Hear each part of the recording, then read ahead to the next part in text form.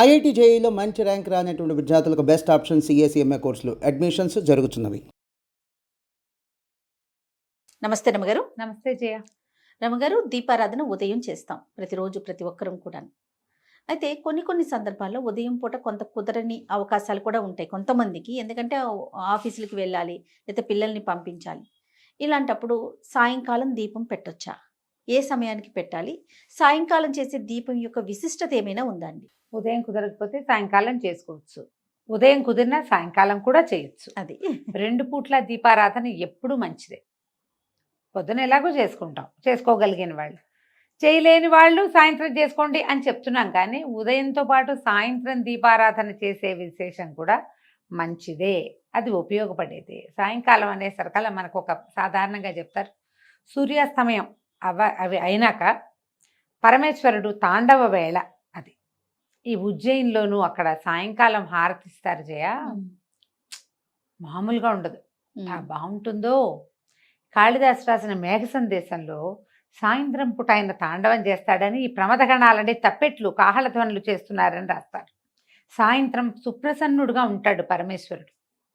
ఆయన అర్ధనారీశ్వర స్వరూపంలో నాట్యం చేస్తాడు. ఇప్పుడు మనకేంటి, శివుడు మోక్షకారకుడు, ఐశ్వర్యకారకుడు కూడా. లయకారుడైనటువంటి పరమేశ్వరుడిని స్వాధీనం చేసుకోవాలి అంటే, ప్రసన్నుని చేసుకోవాలంటే సాయంత్రం ఆరాధన చాలా మంచిది. శివార్చన ఎప్పుడూ సాయంకాలమే చెప్తారు. దీంతో పాటు ప్రదోషకాలార్చన అనేది ఒక ప్రత్యేకమైన విధానం ఉంటుంది. ప్రదోషకాలంలో దీపం అంటారు. ప్రదోషకాలంలో దీపం. సాధారణంగా ప్రదోషం అంటే ప్రతి సూర్యాస్తమయం, ప్రతిరోజు సూర్యాస్తమయానికి ముందు వెనకల సమయాల్ని ప్రదోషకాలం అనే చెప్తారు ప్రతిరోజు. ఇందులో విశేషమైన కాలాలు ఏమున్నాయి అంటే, పౌర్ణమికి ముందు వచ్చే త్రయోదశి, అమావాస్య ముందు వచ్చే త్రయోదశి, ఈ 2 విశేషం. వీటిని ప్రత్యేకంగా ప్రదోషకాలము అని చెప్తారు. ఆ సమయంలో నందీశ్వరుడికి అభిషేకం చేయటము, ప్రత్యేకంగా శివాభిషేకం చేసుకోవటము చాలా విశేషంగా చెప్తారు. ఈ నందీశ్వర అభిషేకం చేస్తే ఏం జరిగిందో మనకి తెలియని పాపాలు కొన్ని ఉంటాయి చూడు, అవి పోతాయి.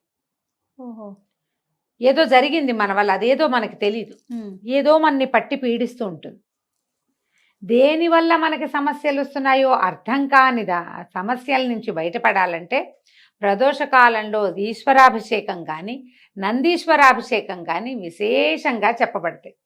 చాలా గొప్పవి అవి, చాలా అద్భుతమైన ప్రయోజనాన్ని ఇస్తాయి. మన జీవితంలో పెనుమార్పుకి కారణం అవుతుంది ఆ అర్చన. అంత విశేషమైంది ప్రదోషకాలం, అంత గొప్పది. ఇప్పుడు నిత్యము ప్రదోషం అంటే సూర్యాస్తమయం వెళ్ళాక 1 గంట, గంటన్నర పాట భేదాలు ఉన్నాయి. కొంతమంది ½ అన్ అవరే అంటారు, కొంతమంది 2.5 గంటలు అంటారు. ఏదైనా సరే సూర్యాస్తమయం అయ్యాక దీపారాధన చేసుకోండి. మరి 8, 9 చేసేయద్దు, 7 గంటల లోపల చేసుకోండి. రాత్రి అయిపోయి సాయం సంధ్య, ఈ సాయం సంధ్యలో సూర్యుడు వెళ్ళాక విశేషం. వెళ్ళాక సూర్యాస్తమయం అయ్యాక అప్పుడు మీరు ఏదైనా చదువుకోవచ్చు, ఏదైనా చెప్పుకోవచ్చు. ఉదయకాలం ఏం చదివారు, ఏం చేశారో కానీ సాయంత్రం ఏదైనా శివ సంబంధమైన స్తోత్రాలు బోల్డన్ ఉన్నాయి కదా మనకి. విశ్వనాథాష్టకం అని, శివాష్టకం అని, శివమానస పూజని ఏదైనా చేసుకోవచ్చు. ఏదో ఒకటి చేసుకుని కాస్త దీపారాధన వెలిగించుకోవటం. కుదిరితే సాయంకాలం ఆలయ దర్శనం చేయటం, కుదరలేదు సన్నబెట్టుకోండి ఇంట్లో. అందరికీ అది అక్కడ డౌట్ ఉంటుంది, సాయంత్రం చేస్తే మంచిదేనా అని. సాయంత్రం చేసినా కూడా మంచిదే. ఎలాంటి మీరు మానకుండా చేయటం మరీ మంచిది. ఎలాంటి ఫలితం ఇస్తుందంటే శివానుగ్రహం లభిస్తుంది జయ. సాయంకాల దీపారాధన వల్ల మనకి లభించేది శివానుగ్రహమే. సమస్యల నుంచి బయటపడతాం. ఈ రోజువారీ మన జీవితం ఒక ప్రెషర్ఫుల్గా నడుస్తూ ఉంటుంది కదా, దాంట్లో నుంచి ఒక సొలేస్ లభిస్తుందని భావిస్తాను జయ. నా మటుకు నేను సాయంత్రం దీపం పెట్టగానే పొద్దుటి చిక్కంతా తీసేసినట్టు అనిపిస్తుంది నాకు. ఏవో మాట్లాడతాం వాళ్ళతో వీళ్ళతో, ఎవరెవరినో కలుస్తాం, ఏమిటో అనుకుంటాం, బోళ్ళని ప్లాన్ చేస్తాం, అవన్నీ అవ్వవు, అన్నీ కుప్పగొలిపోతాయి ప్లాన్లన్నీ. ఒకసారి ఏదో వస్తుంది అనుకుంటే ఏమీ రాదు, ఎవరో వస్తారనుకుంటే రారు, అనవసరంగా మనం వెళ్ళామనిపిస్తుంది. ఏవో ఉంటాయి. ఇవన్నిటికీ ఆ దీపం పెట్టి కాస్త అగరత్తు వెలిగించి, ఒకట పంచాపచారాలు సాయంకాలం పెద్ద పువ్వులు గివ్వులు పెట్టరు ఎవరు, పొద్దున్న చేయని వాళ్ళు పెట్టుకుంటారనుకో. ఆ ధూపం కాస్త ఇంట్లో అట్లా చూపించామంటే హాయిగా ఉందిరా, ప్రశాంతంగా ఉంది, ఈ పూట చిక్కు వదిలిపోయింది అనిపిస్తుంది. అది ఫీల్ అవ్వాలి. నా జీవితంలో ఏం మార్పు లేదండి అంటుంటారు కొంతమంది, వింటాను, నాకు చెప్తుంటారు. మీరు చెప్పారు కదా 11 days నేను రోజు దీపం పెట్టాను, నా జీవితంలో ఏం మార్పు లేదండి. దీపం పెట్టడమే మార్పు. కరెక్ట్ అండి. ప్రతిరోజు మీరు 6:30-7 గంటలకి చకచకా స్నానం చేసేసి ఇల్లు బాకిలి ఏదో ఒక మాదిరిగా అయినా తుడుచుకుని, పొద్దున్న తోమినంత తోమకుండా కొద్దిగా ఒక మాదిరి వాకిలి సంధ్య వాకిలి జిమ్ముకుని, ఓ చెంబు నీళ్ళు పోసుకుని, కొంచెం ఫ్రెష్ బట్టలు కట్టుకుని, ఒక దేవుడి దగ్గర కూర్చుని 10 నిమిషాలు ప్రశాంతంగా ఉన్నావంటే ఏమిటి మార్పుకి అది? అదే నాంది. ఏమిటి ఇంకేం కావాలి నీకు? అంతే కదా. ఆకాశం ఊడి పడాలి, ఎప్పుడు పడుతుంది దానికి సమయం వచ్చినప్పుడు.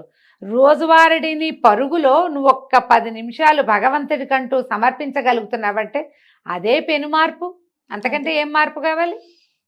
ఏదైనా శివ సంబంధమైనవి చదువుకోండి. నువ్వు కూడా సాయంత్రం దీపమే కదా పెడతావు. అవును ఈ రమ్మగారు. పొద్దున పూట పరిగెత్తే వాళ్ళందరూ సాయంకాలం ఇంటికి వచ్చాక కాస్త చక్కగా ఫ్రెష్ అయ్యి ఏదో అవసరమైన 2-3 పనులు చేసుకుని ఆ దేవుడి దగ్గర 10 నిమిషాలైనా కూర్చుని దీపం పెట్టుకుని ఒక అగరత్తి వెలిగించి ధూపం దీపం సమర్పించి ఏంటో ప్రశాంతంగా అనిపిస్తుంది అంతే. రమ్మగారు. ఆ ఫీలింగ్ ఏంటో తెలీదు. అంతే. మీరు చెప్పినట్లుగా అమావాస్య ముందు పౌర్ణమి ముందు స్పెషల్ గడియలు ఉంటాయి అన్నారు కదా, ఆ, ఆ విషయం నాకు తెలీదు. అదేలే నేను ఉదయం నాకు కుదరక సాయంత్రం పెట్టుకుంటా. సాయంత్రం పెట్టుకుంటే భలే ప్రశాంతంగా ఉంటుందండి. ఉం. ఒక 2 రోజులు కుదరకపోతే ఏదో ఆందోళన, ఖాళీగా.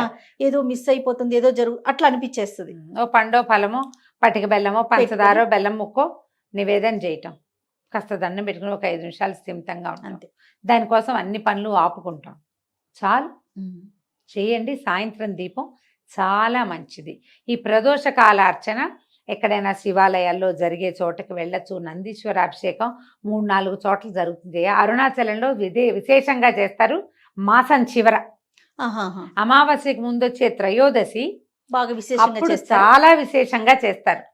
ఆ. ప్రదోష కాలార్చన అద్భుతంగా చేస్తారు. ఇటీవల కాలంలో నేను ఒకరితో మాట్లాడాను. దగదర్తి అని ఇది దేవాలయం నెల్లూరు జిల్లాలో ఉంది.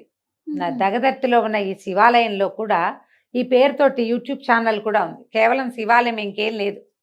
మ్మ్. వాళ్ళు కూడా ఈ నందీశ్వర అభిషేకం చేస్తారు ప్రదోష కాలంలో. ప్రదోష కాలంలో. నేను నెల్లూరు వెళ్ళైనా మూలాపేట అని ఒక ప్లేస్ ఉంది. అక్కడ మూలస్థానేశ్వరుడు అనే దేవాలయం ఉంది. అక్కడ శివాలయం పాతది. అక్కడి నుంచే మొదలైందట నెల్లూరు ఊరు. ఆహా. అదే మొదలు. ఆహా. అక్కడే ఉసిరి చెట్లు ఉన్నాయి. నెల్లికాయ వల్లే నెల్లూరు అని పేరు వచ్చింది. ఆహాహా. ఉసిరికాయ నెల్లికాయ అంటారు కదా. అవును. అక్కడ మొట్టమొదట పరమేశ్వరుడు వెలిసి ఉన్నాడు, మూలస్థానేశ్వరుడు. అక్కడ ఆస్థాన నందీశ్వరుడు ఉన్నాడు. ఆయన వాళ్ళు కూడా. కూడా ప్రదోషకాల అర్చన చేస్తారు.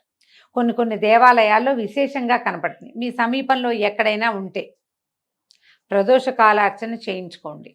ఈ అరుణాచలంలో దగదర్తిలో వీటన్ని చోట్ల కూడా మనం బుక్ చేసి పెట్టుకోవచ్చు. గోత్రనామాలు పంపిస్తే అర్చన చేస్తారు. అవకాశం ఉన్నప్పుడు ఒకసారి వెళ్ళి దగ్గరుండి ఆ నందీశ్వరుడికి చేసే అభిషేకాన్ని చూడొచ్చు కంటితోటి. ఇది విశేషమైనది. నువ్వు ఎందుకు అడిగావో సాయంకాల దీపంని, దాంట్లో మనం ప్రదోష కాలాన్ని కూడా కలుపుతున్నాం. అవునండి. అవును. ఇప్పుడు మీరు సాయంత్రం పెట్టే దీపాన్ని ప్రదోష దీపం అనొచ్చు. ఆహా. మీరు రోజు పెడతారు, ఆటోమేటిక్ గా త్రయోదశులు 2 కవర్ అయిపోతాయి. అవును కదా, తెలియకుండానే ఆ రోజులు కూడా కవర్ అయిపోతాయి. పెట్టేస్తున్నాం కదా. ఏదైనా మానేసే పరిస్థితి, మీరు బయటకు వెళ్ళే పరిస్థితి ఉంటే ఈ డేట్ చూసుకోండి. ఓకే. అమావాస్యకి ముందు పౌర్ణమికి ముందు రమ్మగారు. ఇవి 2 విశేషమైనవి. ఓకే. పెట్టుకోండి జాగ్రత్తగా. శివ సంబంధమైనది ఏ స్తోత్రం మీరు చదువుకున్నా కూడా మీకు అద్భుత ఫలితం. అంటే జయ, బ్రహ్మాండం ఊడిపడదు. అంతే కదండి. 2 పాయింట్లు ఉంటాయి వీటిలలో ఎప్పుడు కూడా. ఆ. నీకు కావాల్సింది కాదు, రావాల్సింది వచ్చేస్తుంది. 1. 2ది, నీ మీద పడాల్సిన పెద్ద బండరాయి చిన్న రాయి అవుతుంది. ఎప్పుడో ఒకసారి రేర్గా ఈ రాయి తొలగిపోవచ్చు కూడా, పక్కన పడచ్చు కూడా. బండపడ్డానికి మనం ప్రిపేర్ అవ్వక్కర్ల, పడిపోతుంది ఎట్లాగో. నీ ప్రిపరేషన్ ఏం అక్కర్లేదండి, అది జరిగిపోతుంది. ఆ జరగాల్సిన భయంకరమైన పరిస్థితుల్లోంచి నువ్వు ఒక మాదిరి స్థితిలోకి మారగలుగుతావు ఈ అర్చనలు వాటి వల్ల. ఓకే. ఈ పాజిటివ్ ఎనర్జీ వల్ల మనం కొంత తప్పించుకుంటాం. అదే కదా మనకు కావాల్సింది, అదే కదండి కదా.